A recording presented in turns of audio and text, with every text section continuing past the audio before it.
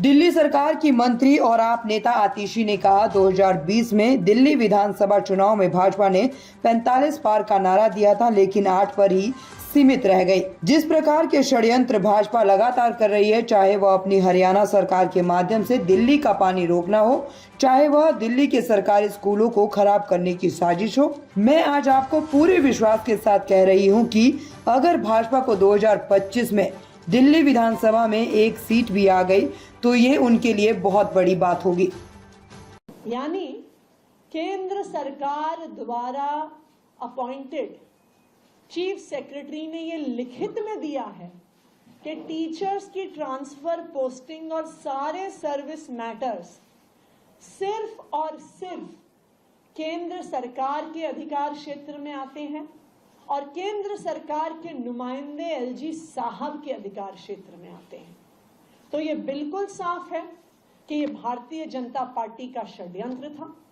लेकिन जब उन्हें समझ में आया कि षड्यंत्र के खिलाफ आम आदमी पार्टी लड़ती रहेगी, तो वो अपने घड़ियालू आंसू बहाने के लिए एलजी साहब के पास गए और उसके बाद बाहर आके झूठ बोल रहे हैं, जबकि सारे कागजात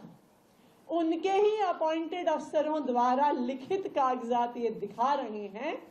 कि ट्रांसफर पोस्टिंग केंद्र सरकार द्वारा की गई, उनके एलजी साहब द्वारा की गई और एलजी साहब के आदेश द्वारा की गई। मैं तो उनसे ये भी पूछूंगी, अगर एलजी साहब के पास पावर नहीं थी ट्रांसफर की और हमारे पास पावर थी, तो एलजी साहब ने ट्रांसफर ऑर्डर वापस लेने का आदेश कैसे दे दिया? उसकी पावर उनके पास कहां से आ गई? देखिए, जो सच्चाई होती है ना, उसमें बहुत ताकत होती है। सच्चाई आखिरकार पूरे देश के सामने, पूरी दुनिया के सामने आ ही जाती है और भारतीय जनता पार्टी का ये षड्यंत्र, दिल्ली के सरकारी स्कूलों को तबाह करने का षड्यंत्र आज देश के सामने आ गया। भारतीय जनता पार्टी ने एक मिशन किया था 2015।